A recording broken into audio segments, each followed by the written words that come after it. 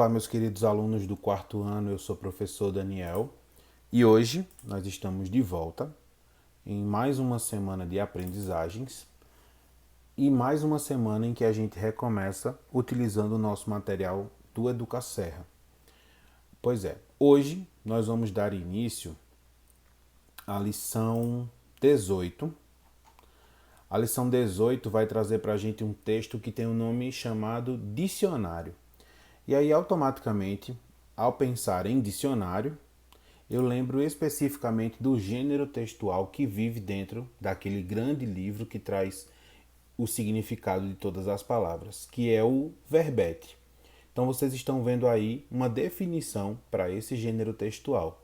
Cada uma das palavras listadas em um dicionário, enciclopédia ou glossário, palavra, conjunto de significados e explicações referente a essas palavras.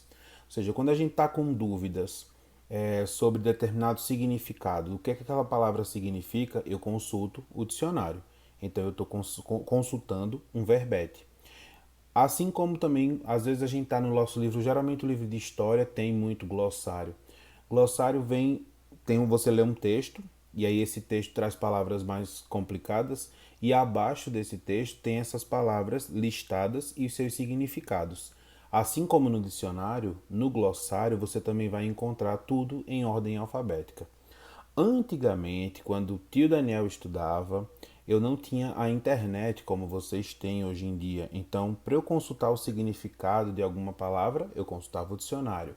Para eu consultar algo sobre um conteúdo, sobre uma matéria, quando eu tinha que fazer um trabalho, se passasse um trabalho e me desse o tema, eu tinha que consultar as enciclopédias. Então, esses gêneros textuais que trazem significados e explicações referentes a palavras ou assuntos é o verbete. E aí, o texto que vocês vão se deparar é um verbete, só que poético. Foi escrito por José Paulo Paes, chamado de um texto maior chamado Poemas para Brincar, esse é o nome do livro, 16ª edição, lançado em São Paulo pela editora Ática no ano de 2005. E esse texto que a gente tem aqui é apenas um fragmento. Então, vocês estão vendo que as palavras que iniciam todas essas frases, elas estão seguindo a ordem alfabética. É uma característica do dicionário, é que as palavras se apresentem em ordem alfabéticas. Só que quando a gente olha esses significados dessas palavras, vocês vão ver que está um pouco diferente. Por quê? Porque esse poema ele quis fazer com que a gente se divertisse. Então vocês vão ler as palavras e vão identificar significados engraçados. A questão 2 pergunta exatamente isso. No texto, as palavras estão com o sentido que normalmente conhecemos? A resposta claramente é não. E aí você vai criar uma resposta maior. Por que você acha que não está com o sentido que nós conhecemos? A gente sabe que não. Na questão 3 está escrito: você conhece outro sentido para a palavra minhoca?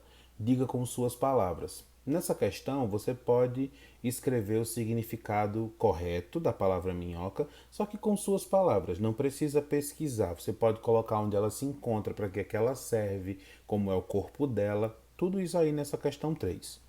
Na questão 4, está pedindo para que aí sim a gente consulte um dicionário. Se eu não tenho um dicionário para consultar, eu posso consultar o Google.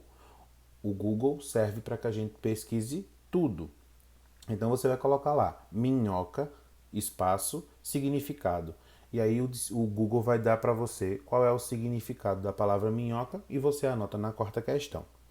A quinta questão fala exatamente sobre o que eu falei, sobre o que é a característica do verbete e do dicionário. O texto está ordenado de que forma? Com números ou em ordem alfabética? Responde a questão 5. Na questão 6, está dizendo: o título do texto diz tratar-se de um dicionário. É um dicionário comum? Por quê? A gente sabe que não é um dicionário comum. Então, essa resposta da questão 6 vai conversar um pouquinho com a resposta da questão 2. Então, fica ligado no que é que você vai responder.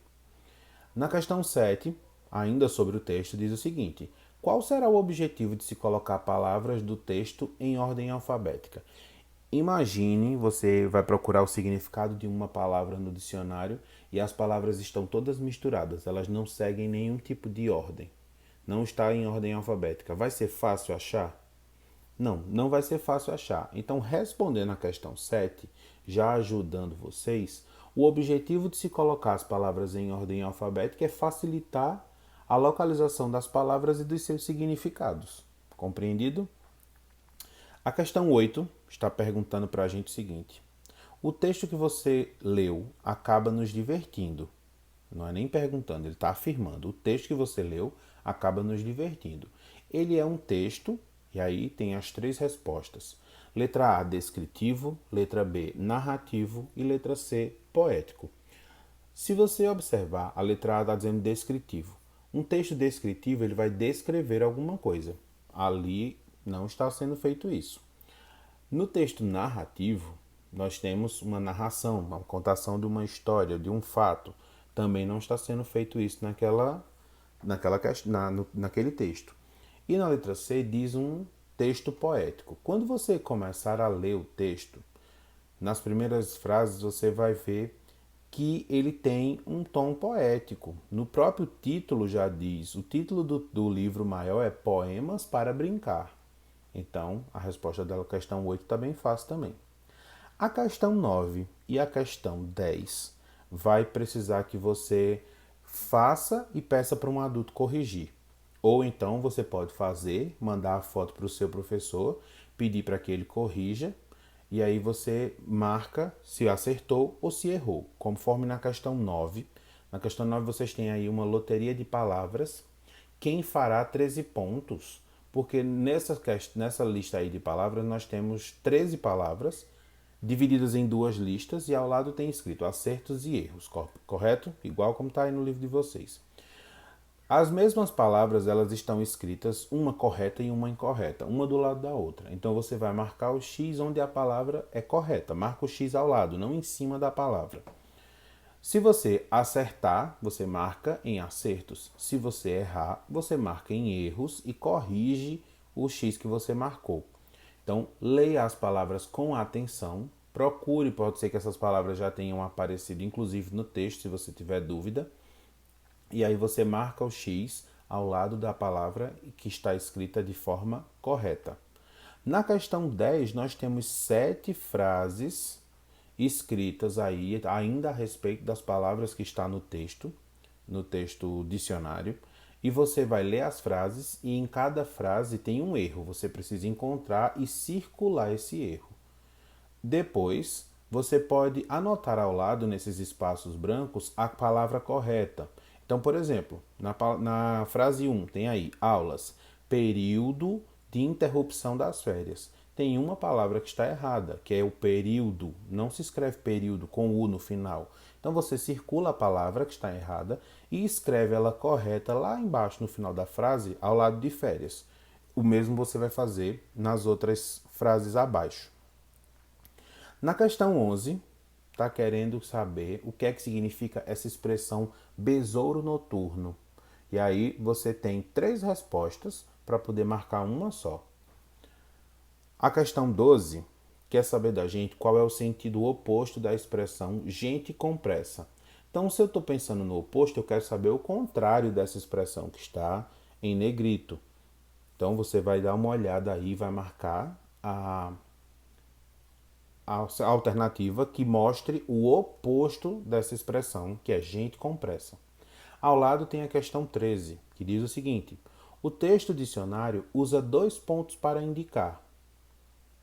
Nós temos aí as afirmações, as exclamações e os questionamentos.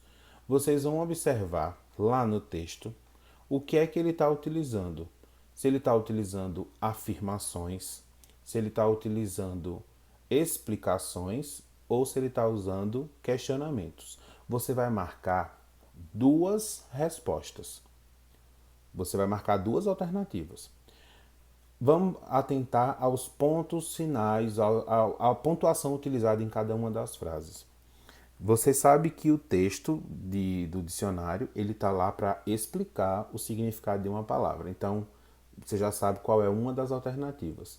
Se o ponto que está sendo utilizado não é um ponto de exclamação, não é um ponto de interrogação, e sim um ponto final nas frases, então aquelas frases são afirmações.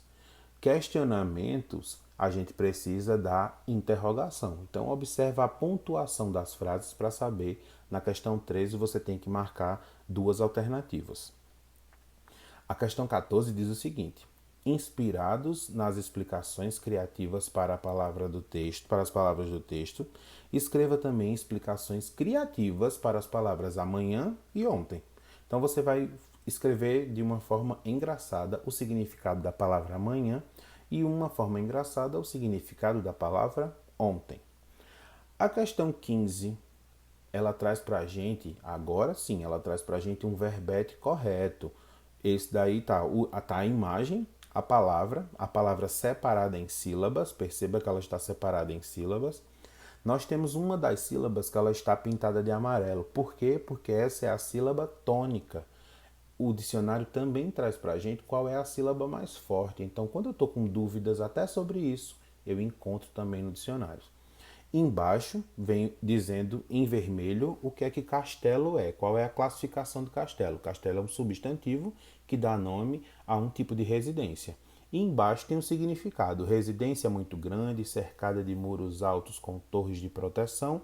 A princesa estava presa na torre do castelo. Isso aí, onde está a princesa estava presa na torre do castelo, é a aplicação da palavra em uma frase. Embaixo tem de onde esse texto foi retirado e qual é a data que ele foi acessado. Percebemos que foi retirado de um site, porque tem ali as informações de um site. E ao lado você tem 3 questões para responder, todas elas relacionadas ao verbete a respeito da palavra castelo. A questão 16 é a última. Você vai comparar e vai falar sobre os dois tipos de texto. Diga a qual texto a informação está se referindo. Qual desses dois textos é um verbete poético? E aí você vai colocar o título do texto. E qual é o verbete ilustrado? Você também coloca qual é o título do texto. E assim termina a nossa lição de português hoje. Vamos agora para a atividade de matemática. A atividade de matemática de vocês também é a atividade 18 e está no caderno de matemática na página 45. Nós vamos falar sobre figuras tridimensionais e suas planificações.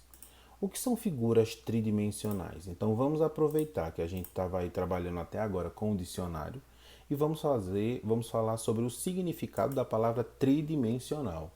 A palavra tridimensional explica para a gente que é algo que comporta, possui ou expressa 3 dimensões. As dimensões são altura, comprimento e largura. Relativo ao que tem 3 dimensões, apresentação tridimensional do projeto. Então vamos ficar aqui nessas informações de altura, comprimento e largura. Na imagem que vocês têm logo no início do material de vocês, é uma caixa de creme dental. Essa caixa de creme dental, ela possui largura, altura e ela também possui altura, comprimento e largura. Então, ela é uma figura tridimensional. E aí, ao lado, ela está desmontada. A caixa foi desmontada. Então, nós temos a figura fechada, a caixa completa é uma figura tridimensional. Ao lado, é uma planificação dessa figura. Então, quando a gente abre e torna isso plano, a figura, perceba que quando eu abro a caixa de creme dental, se eu colocar ela sobre a mesa e olhar ela à distância, eu não vou ver a altura dela. Por quê? Porque ela está desmontada. Então, ela tornou-se plana. Então, ela está aí na planificação dela.